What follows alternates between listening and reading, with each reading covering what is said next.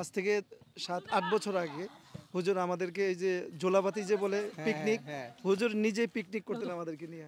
এরা শিখেছেন দিনকে প্রাধান্য দেন। প্রায় 1 বছর পরে এরকম একটা পরিবেশে আসছি আবার ঢাকা থেকে। দর্শক, আমরা কিন্তু ভাগ্যবান মনে করি যে আমরা অলরেডি আমাদের যে ক্যাফায়েতুল আজহারি হুজুরের ছেলেকে পেয়েছি।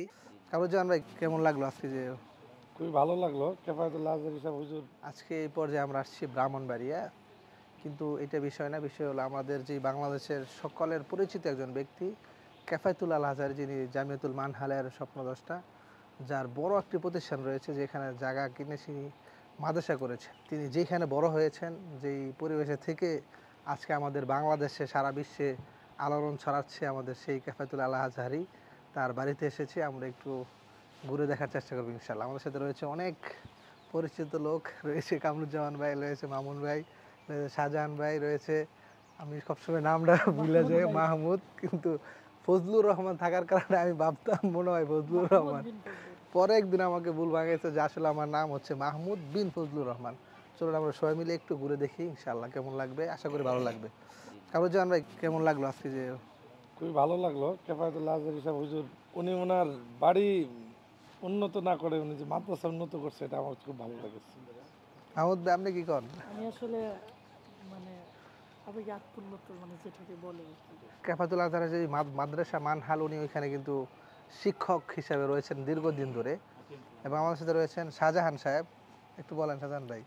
জি আলহামদুলিল্লাহ। আসলে এই আমাদের বড় ভাই কামরুল ভাই যে কথাটা বলছেন, দেখেন নিজের বাড়ির কিছু উল্লাস বা সৌন্দর্য করে নাই, কিন্তু আসলে দিনী প্রতিষ্ঠানকে খুব ইতিহাসের বিদ্যাপীঠ, আজকে দিয়াবাড়ির জন্য একটি বিশ্ববিখ্যাত একটি বিদ্যাপীঠ। তো আলহামদুলিল্লাহ আসলে আজকে খুবই আনন্দ লাগছে। মামুন ভাই, একটু হুজুরের সাথে ছিলেন আপনি, হুজুরে চাইলে হয়তো বাড়ি করতে পারতেন বা চিন্তা ভাবনা অন্যরকম হতে পারতো। হুজুরের বাড়িতে এর আগেও দু একবার আসার সুযোগ হয়েছে আলহামদুলিল্লাহ। এখানে হুজুরের বাড়ির সাথেই কবরস্থান রয়েছে হুজুরের বাবা রহমতুল্লাহের কবরস্থান রয়েছে।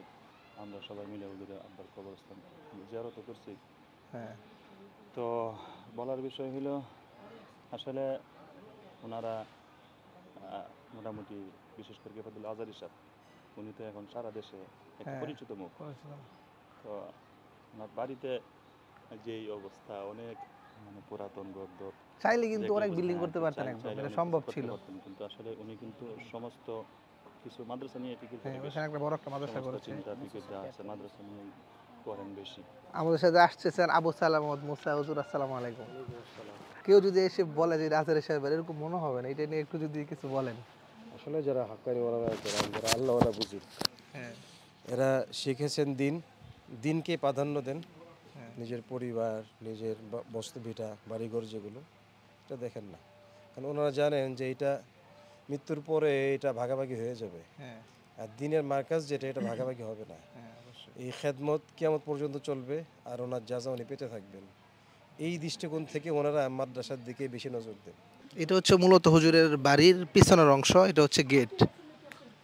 এই গেট দিয়ে হুজুরে প্রবেশ করেছে ছোটবেলা, হয়তো বা এই মাঠে খেলাধুলা করেছে। আমরা একটু হুজুরের আব্বা যান, যিনি এখানে শায়িত রয়েছেন, তার সাথে তার কবরটা একটু দেখে আসি।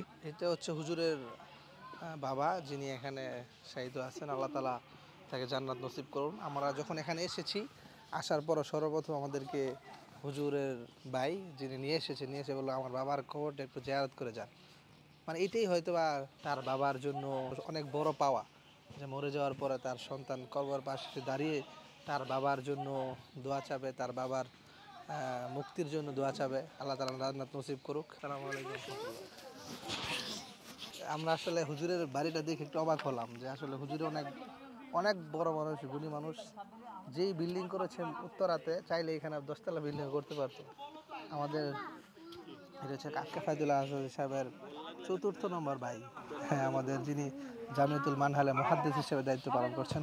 একটু শুনতে যাচ্ছিলাম, আজ থেকে 7-8 বছর আগে হুজুর আমাদেরকে এই যে জোলাপাতি যে বলে পিকনিক, হুজুর নিজে পিকনিক করতেন আমাদেরকে নিয়ে ইয়ার মধ্যে, উঠানের মধ্যে। আচ্ছা আচ্ছা, সবাই কিনা হুজুর নিজে রান্না করতেন। মাশাআল্লাহ, আমাদের এক সময় এরকম হতো আর কি। এখন তো ব্যস্ত হয়ে গেছেন অনেক। আল্লাহ তাআলা কবুল করুক। জিয়ার সঙ্গে মোবারকবাদ। আদব বিভাগের ছেলেরা, জামিয়াতুল মানহালের আদব বিভাগের ছেলেরা, আর এখানে আমার ভাগনা ভাতিজা এরা হ্যাঁ হ্যাঁ সবাই দেখতেছি খেলতেছে। যে সব সিদ্দিকী পরিবারের। এই একটু দেখেন যে আমাদের সিদ্দিকী পরিবারের ছোটকাল থেকেই তারা দিনে লাইনে সুন্দর করে বড় হচ্ছে, বুরকা পরে আসছে, এখন একদম ছোট অথচ মাশাআল্লাহ। তোমার নাম কি? আল্লাহ, তোমার নাম? নোরা, তোমার নাম কি? আফরা, তোমার নাম? সারা। মাশাআল্লাহ। সারা। সুন্দর। এই যে ফয়জুল্লাহ, আচ্ছা। ফয়জুল্লাহ সাহেবের মেয়ে, এই যে এই হ্যাঁ, আর উনি হলেন আবু মুসাব, এই যে ওসমান সাহেব মাদারীনগরের, হ্যাঁ, এই যে ওনার দুজন। আল্লাহ তাআলা। আর এই যে আমাদের সালেহ তো জাতীয় এই সালা এদিকে আসো। এই সে আমাদের সেলিব্রিটি, আমরা যে দেখি যিনি অনেকবার আমাদের বাংলাদেশে জাতীয় পুরস্কার পেয়েছে, সালে। আজকে আমরা একটু তার গ্রামীণ পরিবেশে পেলাম। সালে কেমন আছো? আলহামদুলিল্লাহ ভালো। এই যে তুমি এখানে খেলতেছো, কেমন লাগতেছে তোমার কাছে? প্রায় 1 বছর পরে এরকম একটা পরিবেশে আসছি আবার ঢাকা থেকে। ভালো লাগে না? মাঝে মাঝে আসো?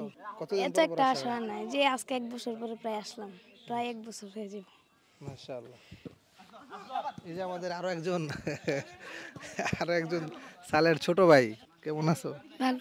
তুমি কি পড়তেছো এখন? হেফজ পড়া শুরু করছো? মাশাআল্লাহ মাশাআল্লাহ। তোমার নাম কি? খালেদ। খালিদ।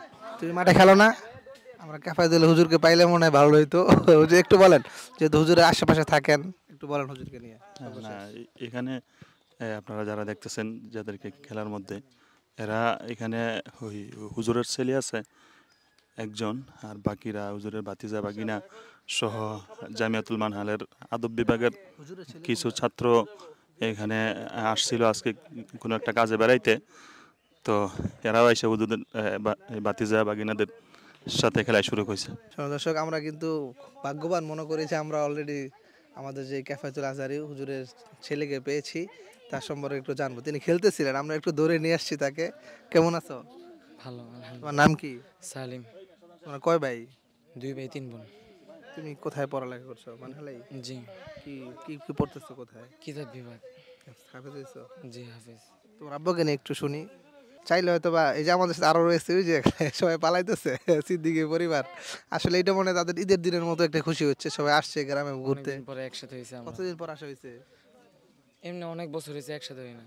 আচ্ছা। না আসা হয় মাঝে মধ্যে, কিন্তু অনেক দিন হয়েছে সবাই একসাথে হয়েছে।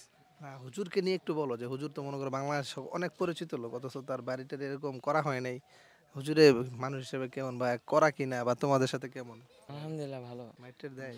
না এমনি বকার সময় বকা, আদার সময় আদর, পড়ালেখার সময় সব সময়, মানে যেটা যে সময় প্রয়োজন ওই সময় সব। তোমার আব্বু তোমাকে মানে কোন উপদেশটা বেশি দেয়, যে কি করতে হবে, জিনিসটা একটু বলো। তুমি বড় হাফেজ বড় আলেম, আহমদ শফি সাহেব যেমন বড় আলেম বড় হাফেজ হয়েছে, এরকম বড়দের আলেমের সবাই থাকতে হবে। আচ্ছা, আল্লাহ তাআলা কবুল করুক। তোমার ভাইয়েরা কোথায়? তোমার ভাই আসছে? ছোট। ও আচ্ছা আচ্ছা। আসলাম যেহেতু, এই জন্য একটু হুজুরের বাড়িটা ঘুরে একটু দেখালাম, যে আসলে হুজুরে চাইলে অনেক কিছু পারতেন, কিন্তু গ্রামে তেমন কিছু করার নেই। অনেক বড় একটি প্রতিষ্ঠান করেছেন, যেখানে অনেক ছাত্র দিনী শিক্ষায় শিক্ষিত হচ্ছে। এটাই হয়তো বা তার জীবনের একটি মাকসাদ ছিল, এই জন্য আল্লাহ তাআলা তাকে কবুল করেছে। আল্লাহ তাআলা কবুল করুক এবং তার ছেলেদেরকে এরকম আমাদের বাংলাদেশে আরো আজহারি বানাক। আমরা আজ বিদায় নিচ্ছি, আপনারা সকলে ভালো থাকবেন। আসসালামু আলাইকুম ওয়া রাহমাতুল্লাহি ওয়া বারাকাতুহু।